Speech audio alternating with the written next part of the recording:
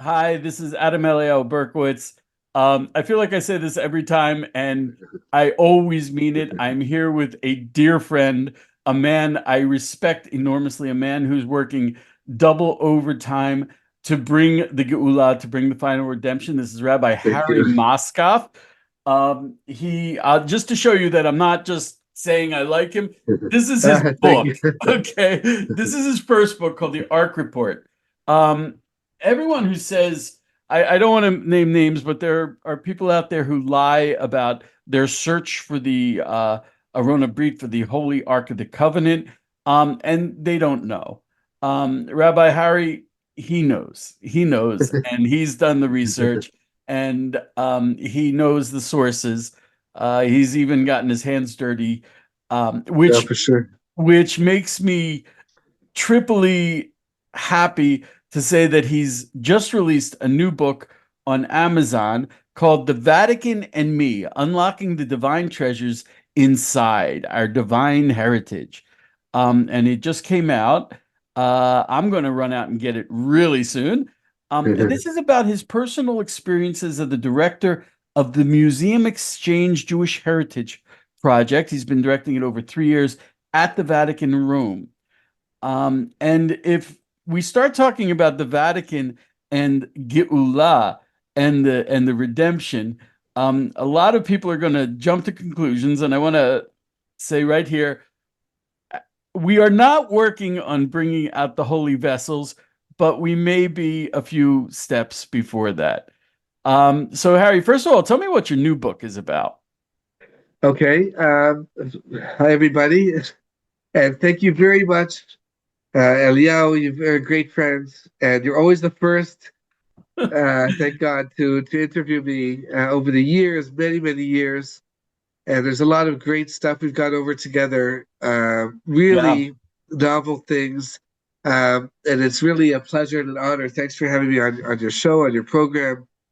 And it's very special. I obviously, highly recommend what you're doing and support it, etc. One thing I have to say, you were saying about the Ark of the Covenant, and I definitely have a theory. I believe 100% in my theory, and I prove it in terms of topography and archaeology and historically, and um, about where the Ark is in the Temple Mount. But it's the only one who really knows is Eliyahu Navi, who you're named after, Elijah the Elijah the prophet who prophet. comes before the Yeah, Messiah. that's right. So I mean, I've never seen it. We can't do any archaeological digs over there, unfortunately, on the Temple Mount or anything around it politically. But I do 100% believe in what I wrote. But it is a theory. I just want to say, I'm not a Navi, a Well, prophet at the your moment, theories anyway. are based in very, very solid Jewish sources. Oh, definitely, 100% That's biblically. That's I forgot to mention that. You're right. It's mostly biblical sources on the Torah, the Midrashim, the Gemara, everything that all of the obscure sources that people don't come across of what actually happened and when it was hidden precisely 35, 37 years before the destruction of the first temple, Solomon's temple, etc., and why. It's all there. And that's, yeah, absolutely. That's the first thing, of course. And all the rest of it comes to support it, the archaeology, etc. So that's one thing I'm very proud of. And as you said, it's part of a series called Our Divine Heritage. And here's the book right here you ooh, mentioning the hardcover. Vatican. Ooh.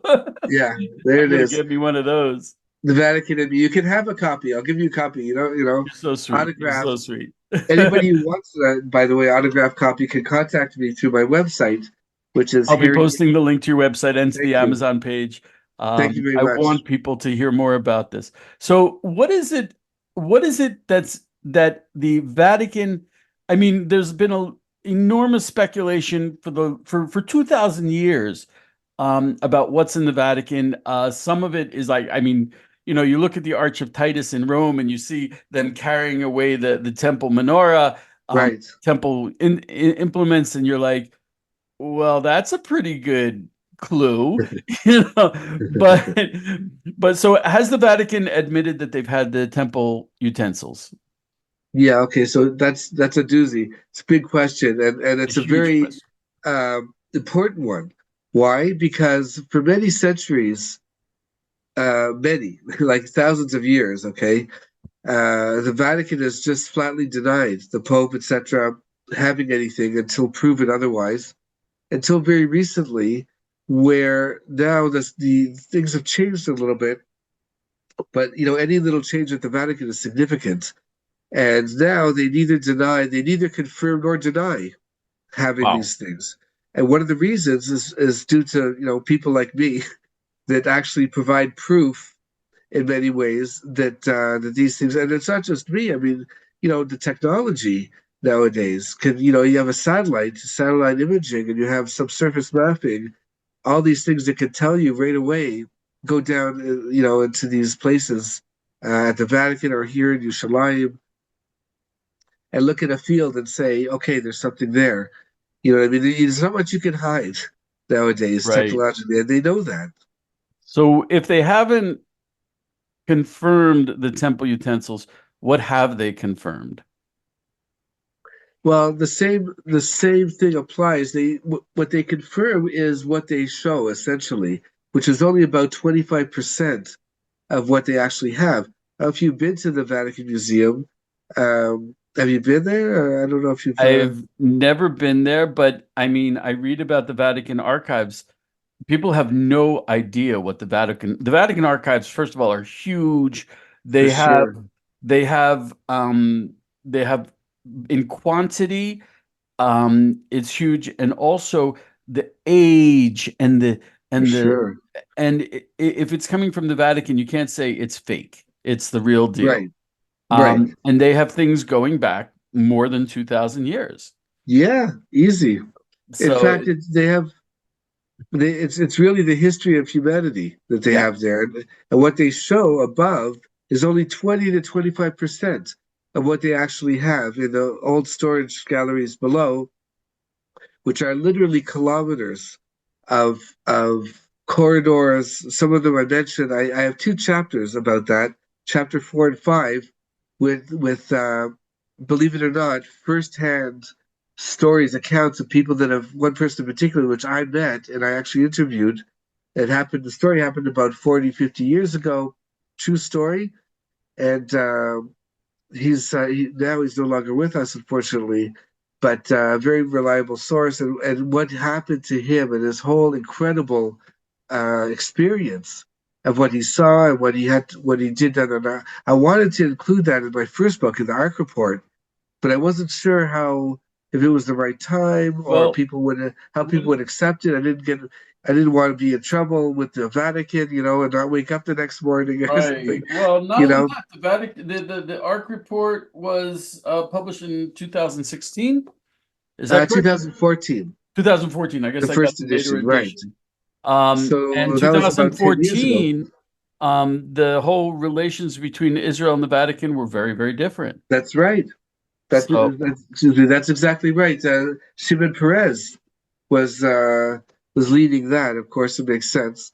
And he was at the Vatican in 2013 and 14. The Pope came here, and it was very relations were amazing. Right now, by the way, because of the Gaza war, it's really yeah. set the relations between the Vatican, the Holy See, as it were, and the state of Israel are very much on the rock because of the Pope's position concerning Israel, etc. Which is, Yeah, definitely he's our come out. ambassador there He, is trying his hardest. A good guy. I see all the ambassadors when I go there. In fact, I'm going next week for a week to continue this project. They're very much they have a hard job in the sense that the Pope is coming out against Israel yeah. and setting back relations quite a bit, unfortunately. Yeah, he met with Mahmoud Abbas once. I think it was Right, Abbas, and he called him the angel of peace, an angel of peace. And I was just angel of like, peace. "Woo, that's" Yeah, yeah. and You should win the and Nobel Prize, like Arafat. right, and ah, Heaven forbid. the Nobel Peace Prize. He Yeah, shows up wearing an army uniform. Uh, yeah, exactly, um, exactly. and they also there's a Palestinian embassy, an embassy to Palestine Right. in Vatican City. and a Vatican embassy to Palestine, I believe in Jerusalem even. And but their relations with Israel are very different. So Right. and at the same It's a shame. time, they have a lot of tshuva, a lot of repentance to do. There because now it's coming out more and more about the Vatican's role in the Holocaust. Yeah, Their hands are really, they're actually dirtier than we thought before. So Tachlis. Okay, it's a shame. they're not gonna polish up the menorah for Hanukkah. Right. Okay. And the other, there's a lot of different, there's a lot of chapter 5 deals with what happened. It's a whole history, really, lesson, a small history lesson of what happened to those vessels after they came to Rome. And, they went to Yeah, it's not so Carthage simple because the after and then Vatican Italy. didn't exist when the And vessels yet, were brought to Rome. So what it's was not, that? the Vatican did not exist when the vessels were brought to Rome. That's right. So And it's they not were, clear what happened it to them. was exactly, it was 600 years later. They sort of inherited it. I explained the whole thing of how that happened, and then where they sent them, and the sacking of Rome, and when that happened, and Carthage. Then it went over to Istanbul. It never actually made it back to Rome, but it did make it back to Jerusalem. Those vessels, Hmm. and there were a couple menorahs. There were a couple. There was a lot of duplicates in Right. If I'm the not in the mistaken, at Herodian the time the temple. temple was destroyed, there were 10 golden menorahs in the temple. We were commanded to make one, but you know, I guess we got a Yeah, discount, you know. right. It's a machlokes. We know that Shlomo Melech, King Solomon, added 9 more. He kept the one of Moses, of Moshe Rabbeinu, but he made 9 more. But in the second temple, the Herodian temple, um, it's a machlokes whether they kept the 10 in there or they just had one, like the tabernacle, like what was commanded. Most say that there was just one in there. Most of the Chazal, the Jewish sages, but there were definitely. It says, as it says in the Talmud, there were at least 2 or 3 anyway replicas in case one Hmm. of them became impure, tamei, and not just the menorah, many other things, except for the ark, of course, which wasn't there in the second temple. So what are you talking about with the Vatican? Are we talking about, I don't know. What are we talking about?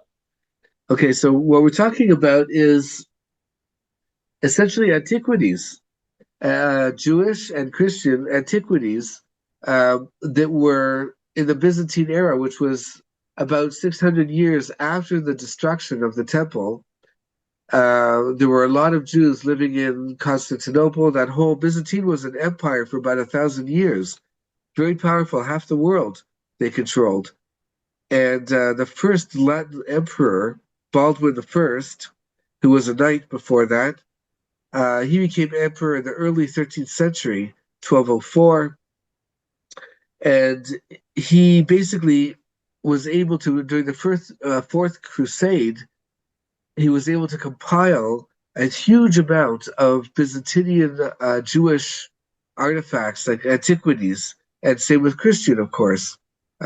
He was definitely not religious in any way. He murdered all the religious Christian population in Constantinople, and which the Pope, of course, was very angry about in Rome, etc., in Italy.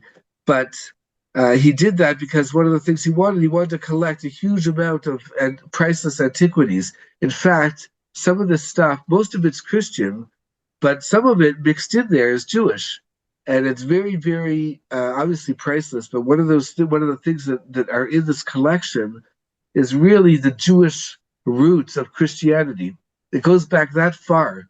Things that are very like Wow. treasures that go back. So these are really imperial gifts from Baldwin I that were sent over to Pope Innocent III in the year 1204. Now I traced it, and I was approached by people lawyers, etc. This is about 3 years ago, that did a case in the National Library of France, and they came across these original letters from Pope Innocent III and from Baldwin I saying that these priceless treasures are coming over from Constantinople, which is present-day Istanbul, over to Rome, because Baldwin I wanted to appease Pope Innocent III, that was very upset about the all of this, the Fourth Crusade, killing everybody, and he knew that this Pope Innocent III really loved all these old antiquities. And we're talking about like old enamel, beautiful glass enamel, Kiddush cups and jade, and candles for the Sabbath. But more than that, incense, things for the incense, shovels, and what have you, and all which are kinds of temple different artifacts amazing, that yeah, that icons. And probably they were still being used as part of some form of Jewish or maybe even Christian worship. definitely, we know that after the destruction of the temple, there were synagogues in the north, in Syria, etc.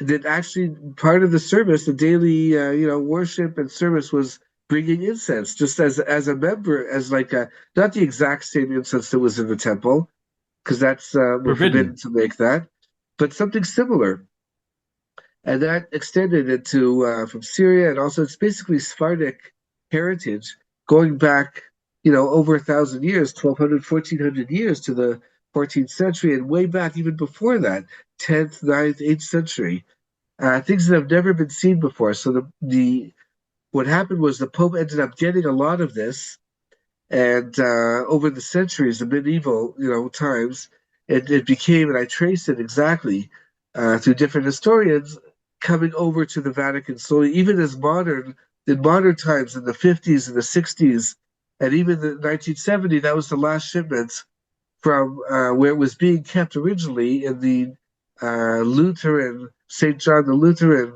Church and Cathedral in Rome, and moving them piece by piece into, like, in small, sort of like quietly, by order of the Pope, and dispersed in the Vatican Museum, including the Jewish stuff. So this book, Unlocking Divine Treasures Inside, is really what I'm doing. I'm tracing it because now we have the proof, and we never did before. And I put it in the book, the actual letters that were written in Latin, medieval Latin, from Baldwin I, the Pope saying, what we have this, and we have the letters of Pope Innocent III, which they themselves, by the way, are hugely valuable and should be in a museum. Actually, some of them are in the Vatican. Anyway, uh, When the Pope gets but bored, when the actually, Pope gets bored of watching YouTube, he goes down to the archives oh, big time, to big check time. out. So where did this stuff end up? It ended up, and I spoke to other experts about this, in the papal heritage collection and St. Peter's Treasury heritage collection. Much of it has never been seen before. Most of it has never been seen before. And now because I have this proof, in the last 3 years, I've been going back and forth to Rome and meeting with Vatican officials. And it's a very diplomatic process with the ambassadors, and it's heavy duty.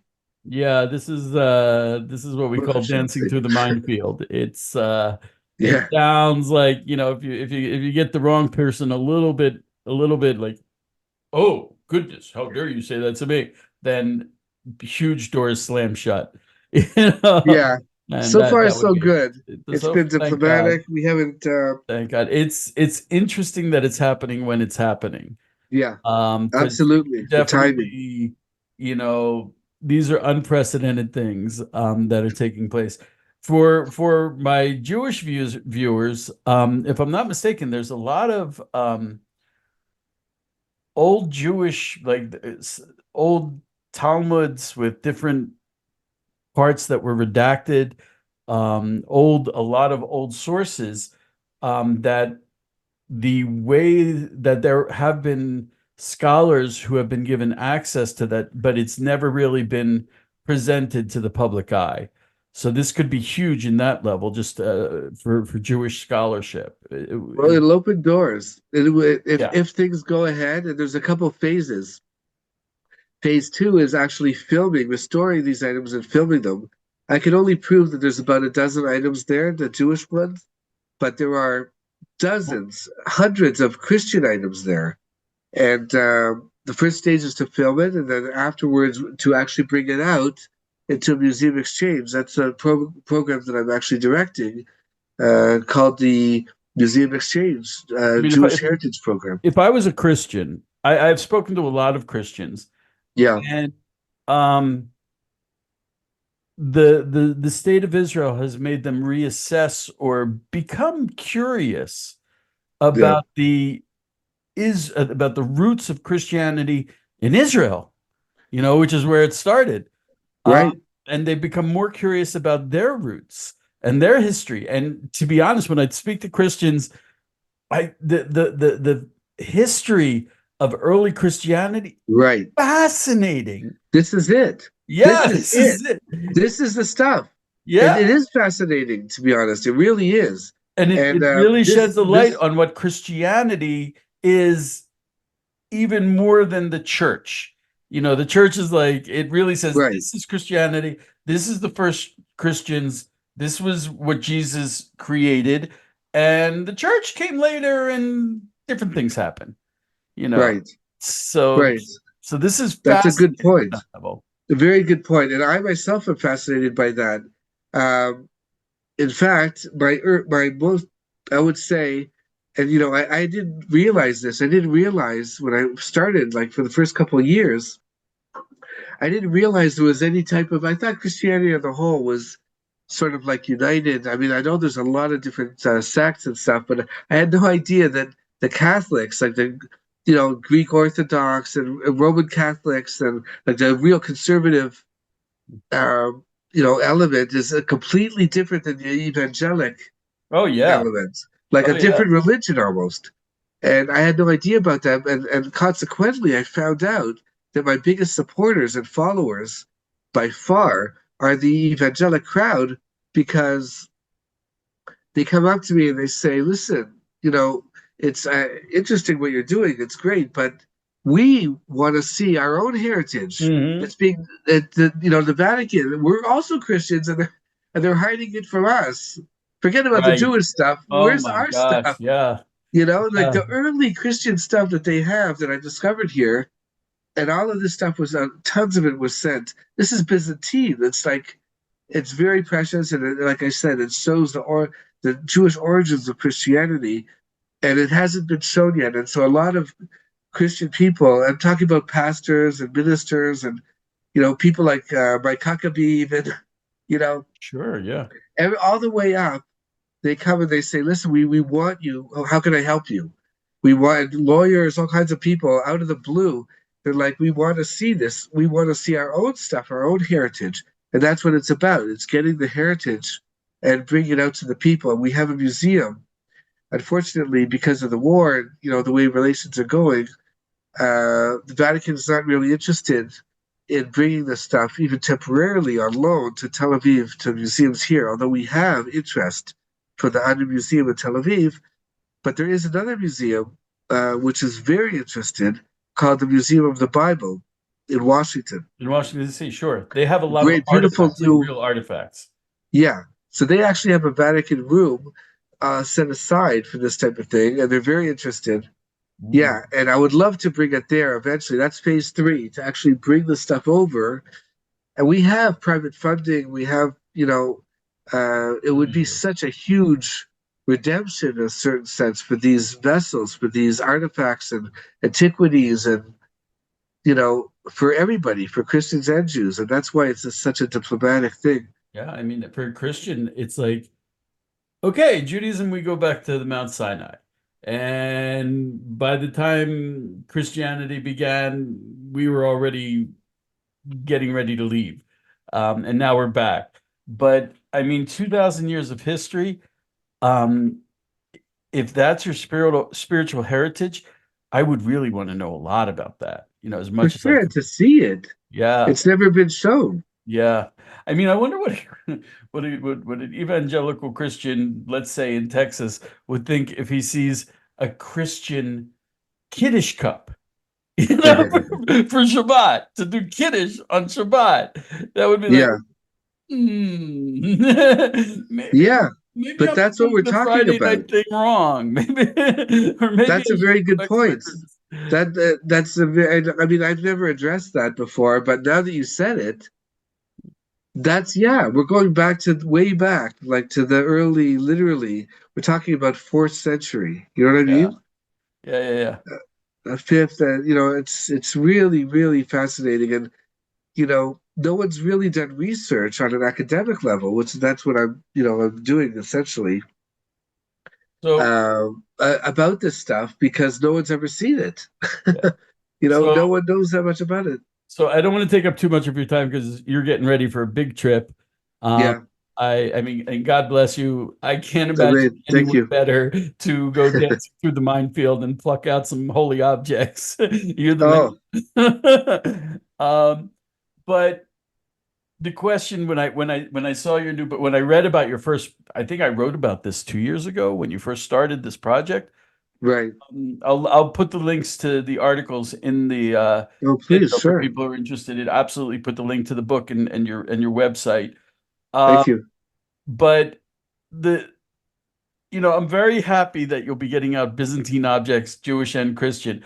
But God willing.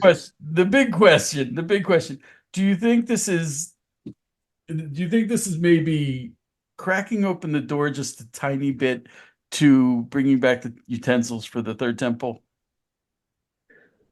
Well, what can I say? Um, it's it's hard to. It's a very tough question to say it publicly, Yeah. And I just wouldn't want to because I wouldn't want to damage the efforts it's because complicated. it It's is complicated. You know what complicated. I mean? Like politically, and I um, it is I mean, don't really get me wrong. It would be great. It it would be would be great. great. It's not the focus of this project, but it would be very special. It would open not only those doors, it would open doors going forward, going backward, in chronologically, historically, and it would also open. Look, this would one of the objects of the program is to pave the way to open doors between bringing these objects out will help for a peaceful to bring out the different peaceful type of gestures that the Vatican could Right. do, which would be great for their image at this point in time, which they could use, in my estimation, and yours, and many others. But like Sure. I'll give you an example. Last year in December, the Pope gave a donation, gave those Greek fragments from the Parthenon back to Greece. That was a And huge he thing. also there was I'm not sure if it was the Pope that did it, but they gave these relics that I believe were from the cross that Jesus was hung on. They sent them to Bethlehem, I believe, to Right, one of the churches. So right, the church is the Vatican is opening up, which is great. I yeah, also want to emphasize, in order to, I'll tell you a crazy story. Like please, six years ago, um, someone contacted me. There was a family they were French originally. They now live in South Africa, and they had a stone that had been handed down in their family since the Crusades that they say was given to their right, ancestor right. I remember that. from the Choshen Mishpat, from the breastplate of the high priest. Right, I mean, there are a lot of questions about that story, but a yeah. lot of experts verified it and said that's what this stone is. Crazy, crazy. Um, and they wanted to sell it for like $30 million or something. Wow. And I contacted some rabbis and they said, you know something? We don't need the original temple utensils to, I mean, the Arona Brit, the Ark of the Covenant is different. But we don't need, and even the Ark of the Covenant, we don't need the original utensils to begin the temple, to build the third temple, and For certainly sure. not to That's begin the right. temple service. Um, That's right. and the temple institute has Uh, done an amazing job of making um, kosher utensils, the Kohanic dressings, all of this stuff is being recreated. So we don't have to, you know, make the Vatican angry. I mean, if we have to, we will, but we don't have to. We can Right. we can If it certainly could be done without that, it would be yeah, preferable. we could start the temple service tomorrow with what we already have. All we need is Literally. sacrifices. Literally. We Yeah. have to be able to set. That's exactly the way Ezra and Nehemiah, Ezra, who was the Kohen Gadol, who was the high priest, when he came back and with the people, after the whole Purim story, and he came back to Israel with Nehemiah. So the very first thing they did was offer. They built up Mizbeach, a sacrificial altar. They started that way. Yeah. There's nothing to prevent us from doing that. So Uh, if one day the Pope walks up to you and says, "You know, Rabbi Harry, I am thinking," a horrible accent. I apologize. I am thinking of giving back all the temple stuff that we have in our basement to you. And you can turn around to him and say, "It's okay, homie, we got it covered." You know, and it would be but the true. We thing, don't need it. People have very strange conceptions about the how to start up the temple. right? Well, they say to me, a lot of people, I get asked a lot that do these vessels actually still contain holiness? I mean, they've been there. Let's say we believe that the Vatican has a lot of temple stuff. For sure, the Byzantine stuff. I mean, I haven't seen it, but I prove it. But let's say the temple stuff going back further, does it still retain its holiness? And some of this Byzantine stuff, they were big holy men using them. Then the definitely big tzaddikim with these Kiddush cups and all these. So do they retain them? And that's a question. It's a huge machloket. There's people say yes, and then there's the whole idea of if these temple items in fact did retain their holiness, there's this idea of me'ilah that where we would be allowed to use it for our own use and etc. And if they didn't, like when the Greeks destroyed the second temple, when Antiochus, the whole story there in Hanukkah, so they defiled, they purposely defiled the temple items, the altar and etc. They had to bury it. There's the whole story there. They had to make the temple, all the utensils new. But one thing we for sure would do once we find those, once we get them again, even if the Messiah, there's a midrash that says that if the Vatican doesn't give actually willingly at some point give these things back, the Messiah himself will come and get them from Rome. It actually says that. Really. And, That would so make and that's I going would to love to happen. see. I'd love to see the live stream on the Facebook Live about we'll that. see it. We'll see it, God willing, or our children, but we'll see it hopefully. Yeah, Here. exactly. Listen, by the way, the Messiah is coming to Rome. You may want to just greet him properly, and because he's going to come and he's going to want some items from there, and you know what I mean. I'm Yeah. sure they would, but it's not going to be. It's going to be very, very. I guess my point that I'm making is, besides being a very exciting and awesome time that we live in, but it's also one of those things that these items that they do or do not have. One thing we'll learn from them is how to make it. This is how the menorah actually looked, because Right. even Moses didn't really know how to make it. He had to throw the coin into the fire and Chatzita Shekel. He was wondering about the menorah, how it would actually look. It was very hard to build, the very first one. So we would learn from it, and yeah, like you said, the Temple Institute has done a good job in general for educating the public about that. And but you were mentioning these gifts, these that the Vatican has done, and others. There's a monastery in Jerusalem, the Monastery of the Cross, in the Valley of the Cross. I'm just telling you, that's a very, very special place. That's all I'm going to say. But it's very, very special. Uh, I'm going to and Jerusalem this week. I'm going to check it out. oh, it's that whole area, put it that way, that they have there is extremely, you know, unique. And they've got some amazing things there. Hmm. Just don't go and say, look, Harry Moskoff, I saw him. He said to go there and take your shovel or whatever. Hmm.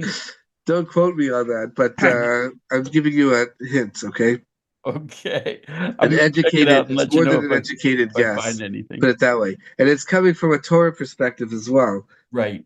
Right. I mean, in general, I'm finding that we're living in incredibly special times where people are either going one way or the other. Exactly. I Um, mentioned that in the book also. I'm Very not good, Eliel. surprised. I'm not surprised. It's like people are That's it. either becoming waking up spiritually, and it tends to, even in the Christian world, it tends to be Yes. expressed as a love for Jerusalem. Right. And then you have people who, for religious reasons or anti-religious reasons, biblical reasons or anti-biblical reasons, Yeah. they hate Jerusalem and they hate Israel, and Right. they'll make up lies that are blatantly lies and stupid lies. It's really anti-Semitism It's yeah, but inside, just covered, anti-Semitism. Come on, there's 0.03% of the world is Jews. You know, they could more easily ignore us. It would be easier to ignore us. You know, because Yeah. but it's like we're this little blinking light saying, God exists, God exists, Right. God exists. And it drives them crazy and they can't stand it. And as the hour of truth comes closer and closer, it drives them crazier and crazier, That's right. more extreme. And you're having people who aren't Jewish who are waking up and saying, wow, I want to make sure I'm on the right side. So, Yes. It's and very much, it even said that in this week's Torah reading. And there's a hint to it I think it's in the Haftorah, that, the time will come when people are going to have to choose good and bad. And it's going to become, and there's the whole center where a person can sit on the fence and be a bit like one leg on one side and one on the other is totally out the window. right. This whole Messianic era is choosing Jew or non-Jew, the whole world.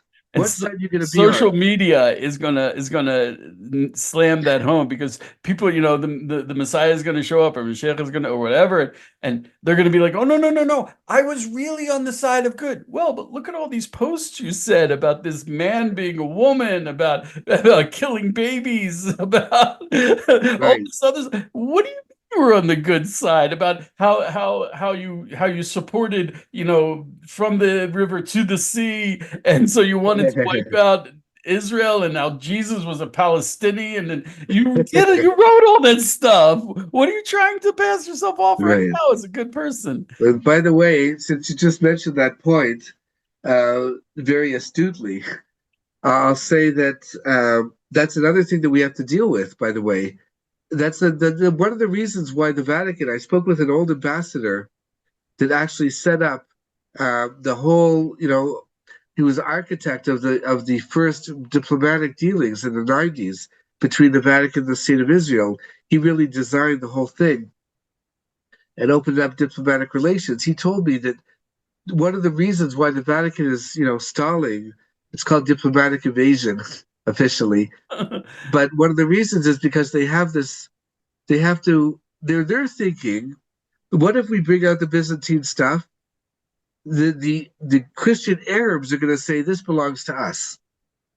They will. They'll say the Sure. Christian Arabs. What makes you? We're going to have to prove that we were the indigenous people.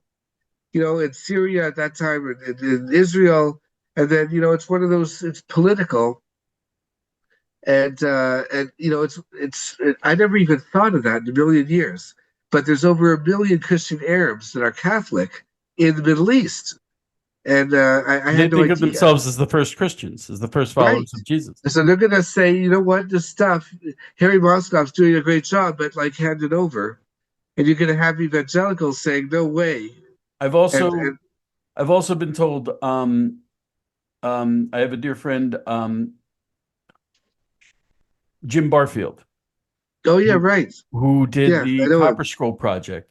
Right, And the whole thing is, it started out with Vendell Jones, the Copper Scroll. They thought, which was a map to find gold and silver that was hidden from the time right, of Jeremiah, right, and no one could find it. And then he took down a metal detector and he said, "I think I found a lot of gold, like billions of dollars worth." And the government, since it's a archaeological site, the government won't let anyone near it. And one of the reasons is that if we dig up a bunch of gold and silver in the Dead Sea area, the Palestinians will say it belongs to us, which you think sounds crazy, but the American government actually returned an right. archaeological object to the Palestinian Authority, saying, "Oh, well." It's It the was West dug Bank. up in the Hebron area, and that's Palestine. And That's it's the like, West Bank. Yeah, you know, I know. I so know. it's very likely.